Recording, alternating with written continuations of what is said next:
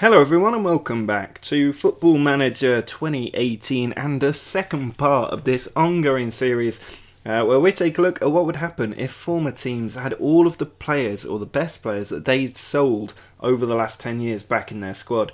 Now we started off last time with Southampton, and today we are moving on to Porto, who over the last sort of 15 years really have become famous for selling on their best players. It started after they won the Champions League with Jose Mourinho back in I think 2003, and it's never really stopped, and you can see they continued a period of success from then for quite a long period of time. But over the last 4 years they have dropped off, Benfica and Lisbon taking the title over Porto. And you can see why when you look at the kind of players that they have let go. And I've got them all up here. And it's almost every season at least one very good player leaving the club to go to another big team. Now you can see right at the top, the latest one to move really, Andre Silva, who's gone to AC Milan. He's a very, very good player. Quite young in the game, but has so much potential and usually develops into one of the best players that you can sign. Quite often in my series, he always goes on to somewhere like Chelsea or something like that, leaving AC Milan behind. But you can see last season he got 16 league goals in 32 league games, 14 for the B side before that, and a £34 million move to AC Milan. There was also Ruben Neves, who left Porto to go to Wolves, so not quite the big transfer, but certainly a decent fee at £15.75 million. A lot of money for a championship club to spend, but a very highly rated youth prospect. Then you've got another Premier League arrival. It's Bruno Martinez. He moved to Stoke on loan last season. He's then made the move permanent for £6.75 million. Very highly rated in Football Manager and has been for quite some time. There's Jackson Martinez as well, who recently made a huge transfer to China, earning an absolute fortune after sort of being banded around a little bit and moving to Madrid a few years ago. He then did move on to Guangzhou and has now come back to Porto in this experiment. So it'll be interesting to see if he can still do the business at nearly 30 years old.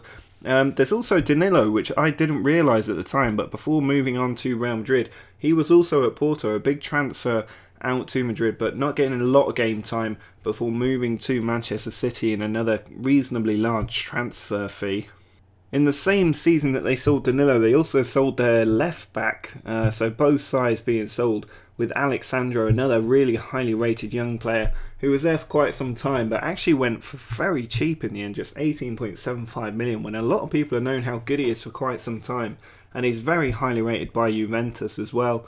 Imbula, another former player who ended up at Stoke a little while ago. You can see he was on loan at Toulouse this season, but moved there for nearly £20 million, a big transfer fee after joining Porto for just under 15 million. So they didn't really make an awful lot of profit on him and actually sold him on just in the January after signing him. So a strange transfer there, but only there for a short period of time.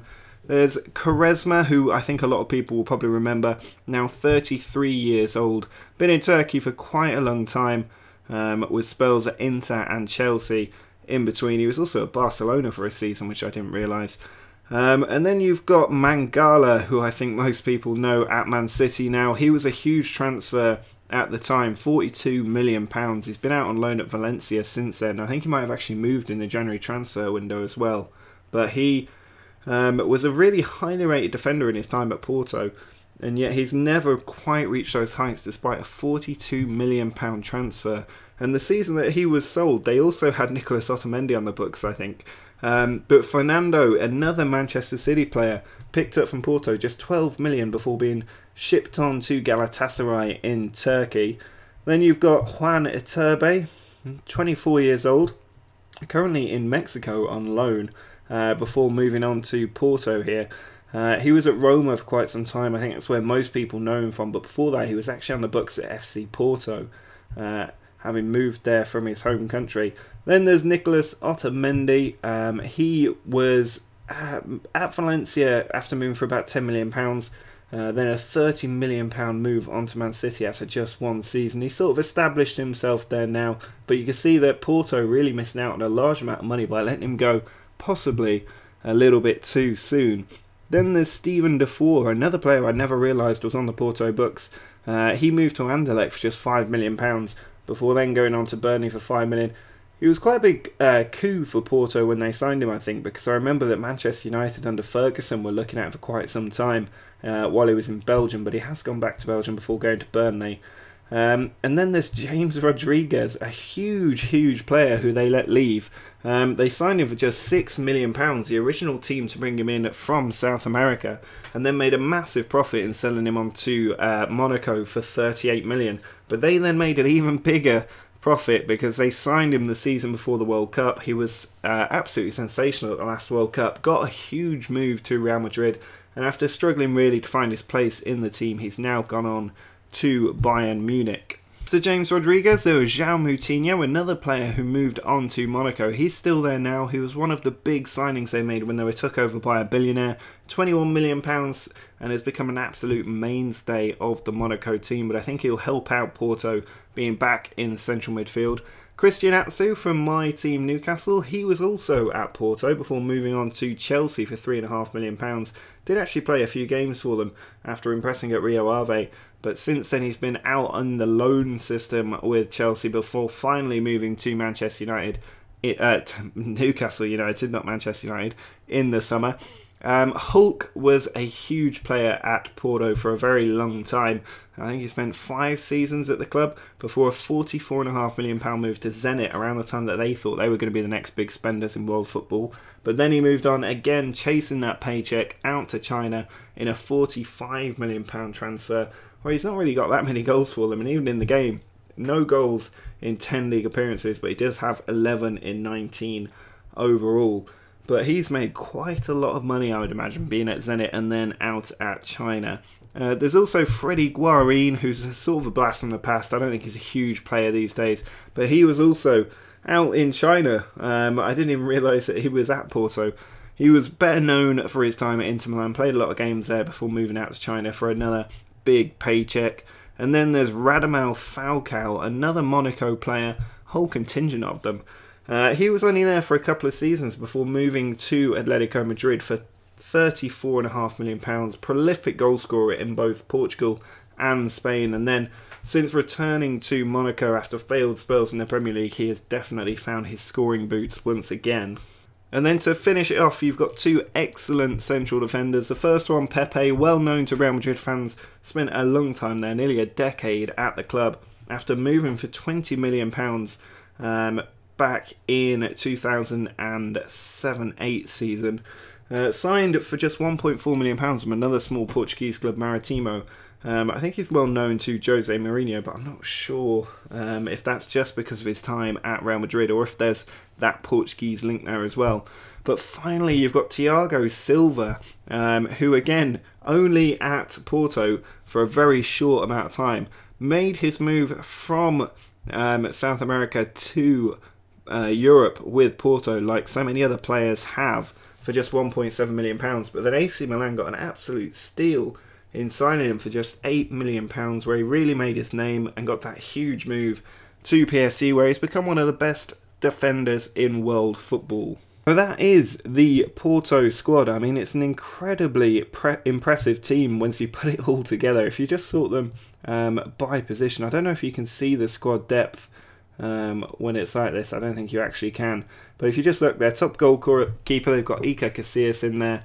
And then they've got an excellent defence with Pepe, Thiago Silva, Otamendi, Mangala, Alexandro, Martinez in there, Danilo's in there, Alex Telles is in there as well, another good player with Leon in there. There's so many good players.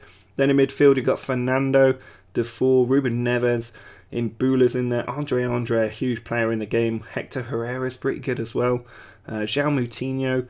Out on the wings they've got Quaresma, Rodriguez, Hulk is there as well. And then up front you've got Falcao, Jackson Martinez, Abubakar and Andre Silva. Abubakar, of course, another player that we've brought back to the club. I think he's out on loan at Besiktas, but pulled back into the Porto side. So many very, very good players in pretty much every position. I really am expecting them to do very well. Obviously, Southampton failed to qualify for the Champions League when we took a look at them, but I'm hoping that Porto might actually be able to get some really good success, certainly in Portugal, but also hopefully get to the latter stages of the Champions League once more. So what we're going to do now is go forward 5 whole years. We'll then go through their individual seasons and see what they've managed to achieve. Well, we've actually gone forward a little bit more than 5 seasons, but realistically it's going to be their first 1 or 2 where they've still got their full contingent that are going to be the really impressive ones. And you can see they started out against Boavista with a 2-0 win thanks to Nicolas, Otamendi and Hulk. They then started on a good win through the Premier League. You'd expect them to do pretty well in the league really, because other than Benfica and Sporting, they're not going to come up against too much opposition. But their first real test was in the Champions League. They lost 2-0 at Anfield, but they did have Pepe classically getting sent off in the 38th minute. Mane and Firmino were the goals in that game, but it triggered a little bit of an upset in form where they did lose to Sporting as well. Fernando getting sent off in that game, so red cards really costing them when it comes to the defeats. But then they went on a really good winning run, especially beating Juventus 2-1 with Hulk and João Moutinho getting the goals. They also managed to go through in the Cup, a 2-0 win over Besiktas as well, and then 1-0 away from home with Adrian Silva getting the goal. But they did lose 3-1 at home. João Moutinho sent off in that game. They seem to lose when they get a man sent off, but they were knocked out the Taça de Portugal in just the 4th round. A huge upset to Tondela, or Tondela rather. Then they beat Chaves. They beat a team in the League Cup as well. I'm now remembering how hard it is to pronounce some of these Portuguese names, before drawing with Juventus, so I'm not too sure if they actually managed to get through. They may well have finished above Juventus on the head-to-head ratio at least. But you can see they beat Benfica 3-1. Radda Mal Falcao getting plenty of goals at the minute. And as we go down, we can see in the League Cup semi-final they won 2-1 over Sporting. 2 goals for Hulk there, but lost to Rio Ave in the final. A second-minute goal knocking them out. They couldn't find a way past them. So no success there. But they did qualify for the Champions League knockout stages, playing Monaco, where they were beaten 2-1. Yuri Tielemans and Keita Balde getting the goals in that game. So despite having so many former Monaco players in their team, they were not able to get the best of them, even at home. And that did continue, I think, into the second leg, where they did win 3-2, but the 2-goal advantage from the first leg was enough. So even though they had a man sent off and scored 3 goals in 37 minutes, it was not enough. And that goal from Keita Balde just sending Porto out in the first round of the knockout stages. But they did reasonably well in the league, still getting plenty of wins. You do need a lot of points to win the Portuguese league, and losing to Benfica is not going to help that fact. And ultimately, at the end of that league season, you can see that they did manage to finish champions, 4 points clear of Benfica, taking their title for the first time in about 4 or 5 years. They managed to win it by 4 points, so that defeat to Benfica, not ultimately that costly at the end of the season, but they could have won it a little bit earlier had they beaten them. A reasonable gap over Sporting as well, 6 points, but ultimately it was a massive gap over 4th place, as it quite often is. Braga are a decent team in the Portuguese league, but ultimately it's always the top 3 that come out as league champions one way or another, and I think I'm right in thinking that they're the only teams to have ever won this league, if I'm remembering my time here right. There was Boavista when it once, there we go. But other than that, it's pretty much established dominance between the top 3 and always has been. But if we skip through these seasons a little bit quicker, you can see the following season and another excellent start to the season. They did lose the Super Taça, but a brilliant winning run, including in the Champions League, where they beat Wolfsburg, drew with Napoli, and then beat Red Bull Salzburg, not the toughest group in the world. And that continued with even more wins, losing to Napoli in the group stage, but ultimately they would have gone through probably as the group winners. Having a look at those sort of results there. Then a really big winning streak in the league and the cup competitions, which come thick and fast in Portugal. They also managed to get through to the final of the League Cup, again the second year, but this time losing in the final to Braga 3-2, so not having the best of luck there.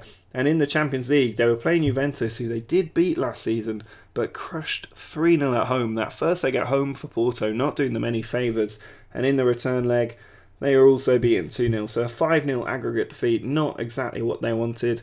Also, losing in the first leg of the Taça de Portugal to Benfica. They drew 2-2 in the return leg, but it wasn't enough, and I think ultimately it was a season of absolute disappointment for them. And if we have a look at their league table that season, you can see they missed out on the title by 1 point. 1 point separated the top 3 teams that season. They did manage to finish above rivals Benfica, but ultimately Sporting coming back from 3rd place to take that title. And I think if we have a look at the fixtures for Porto right at the end of the season, they lost the final game of the season 3-2 after leading 2-0 and looking like they were going on a title procession. They lost 3 goals to let the title completely slip out of their hands and into Sporting's. The following season, a much better start to the season. They did have to go through the Champions League playoffs though, and they actually lost to Krasnodar of all teams. I don't even know where Krasnodar is. If we have a look, they're in the Russian league, and they managed to get knocked out there. They barely got through in the first leg against AEK Athens, and then dropped into the Europa League. Hopefully they have a bit more success here. You can see they did draw with Atlanta, but otherwise it's a pretty good winning run right across the board, including all of the cup competitions as well. And then when they got to the final of the League Cup, they did actually manage to win it this time against Benfica and on penalties. An excellent winning run throughout the entire season though for them. And you can see they've got through against Sassuolo in the first round. Drew with Braga in the Taça de Portugal, and then against Spurs they won 1-0 at home with Otavio getting a goal, but lost 2-0 away from home to get knocked out, so not even making the quarterfinals there. But an excellent winning run through all of the other competitions, and also won in Taça de Portugal as well. So a couple of titles for them there. And as you can see, that season in the league, they again missed out on the title, this time by 6 points from Sporting, but once more managed to finish above Benfica. Now if we go back to the following season, then we can see that they actually had to take on Besiktas this time, and again knocked out of the Champions League in the playoff positions. They really need to win this league if they're going to finish in the group stage of the Champions League, but it gives them another crack at the Europa League, which they are much more likely to win. And you can see their start of the season, other than that defeat to Besiktas and defeating the Supertaça, completely unbeaten for a very, very long period of time before losing 2 league games in a row. But that continued in the League Cup, and then finally knocked out of the Taça de Portugal in the 6th round, lost in the League Cup semi-final as well, so no cup success there. They did beat PSV though, 3-1 in the first knockout round before playing Spurs again in the second knockout round. Harry Kane getting 2 goals and a man sent off. It's a constant theme. And then in the home game, they lost 1-0 as well to get knocked out at the same stage for the second season. I really don't think they did that well in the Premier League, looking at the results that they've had. But let's have a look where they finished in the table. And as you can see, 12 points off Benfica at the top of the league, only just getting into the 3rd place position by 1 point over 2 other teams. Not doing well and not an encouraging sign. So can they qualify for the Champions League the 3rd time? No, would seem to be the answer. They actually lost on penalties, getting knocked out in that second leg yet again. They managed to win the first one away from home, but then lost at home. Hulk actually scored back in Russia as well. But you can see their form an awful lot more patchy now, and that continues throughout the entire season, really. It doesn't get much better. They lose the League Cup final again, and then I think that means they're through on away goals against Fiorentina, but against Valencia at the same stage they've reached for the last few seasons, knocked out by just 1 goal. Or is that one? But yeah, by 1 goal, 4-3 on aggregate, and really struggling in the league table yet again. If we have a quick look at the league table for the following season, you can see they actually finished 5th in the league, 10 points off the Champions League places and 15 points off the title. It's really just not going to happen for Porto. They're not going to make it back into the best positions. They did qualify for the Europa League though, another really good start to the season. Running down this very, very quickly, a very good start to the league season. And in the Europa League, they managed to get past Villarreal. Oh no, they got knocked out by Villarreal, sorry. That away goal there, not doing them any favours, and they're knocked out by Villarreal. Did make it to the Taça de Portugal final though, and won that game 3-0 against Braga. And then the most recent season, you can see in the Champions League once more. I think they won the title the previous season. Straight into the group stage. Doing reasonably well. Defeats to Dortmund didn't help. And then they lost to Fenerbahce and to Anderlecht. Huge humiliation for them. I think that means they're back in the Europa League if they're lucky. Lost the League Cup semi-final to Benfica. Through in the Taça de Portugal semi-final. They didn't even finish for the Europa League. They got knocked out of the Champions League, finishing bottom below Anderlecht. So absolute humiliation for Porto. With all of the really impressive players that they had in the team, they have not managed to do pretty much anything with it. And as you can see in their league position, they won it the first season, second, third, fifth, and then bounced back to second. They are currently top of the Portuguese league, though they have won the title finally after all that time missing out. They won it by quite a big way in the end as well. But if we have a quick look just at their landmarks over the last few seasons, or records rather, over the last few seasons, and their player records, you can see most goals in this season, nobody that we really recognise. You had Hulk the first 2 years, then Falcao and Carrillo after that. Mostly goals, pretty much the same. Goals in a match, no, there's not a lot here really to say much. Most assists might be interesting. You've got Rui Pires in the last 3 seasons, but Otavio and Ruben Neves there. Highest average rating, Falcao, Hulk, 3 seasons in a row. If we look at Falcao, he is now an assistant manager, and in his career stats with Porto, a few goals, but nothing quite as impressive as you would expect. So, I mean, it's not been the best of times for them. If we have a look at their competition's history, there's not a lot here. You've got the 24 and 2018 league titles. You've also got the cup competitions here, a couple of wins of the Taça de Portugal, 1 win of the Super Taça, and 1 win of the Portuguese League Cup. That's a dreadful return. The Portuguese League is not that difficult, and with the players they had, they should have been challenging for the Champions League title really. But I have got the next one of these experiments already loaded up, so there'll be another one like this. Let me know if there's particular things you want to see when I do these. I thought I'd have a bit more of a look at the player histories in this experiment, but I can do something different for the next one. And if you've got ideas for other clubs you want to see, do let me know down in the comments. Drop a like on this video as well if you're enjoying this sort of series. Make sure to subscribe when the next one comes out in a couple of days' time. You can also follow the channel over on Twitter or support it on Patreon if you'd like to. But until next time, see ya.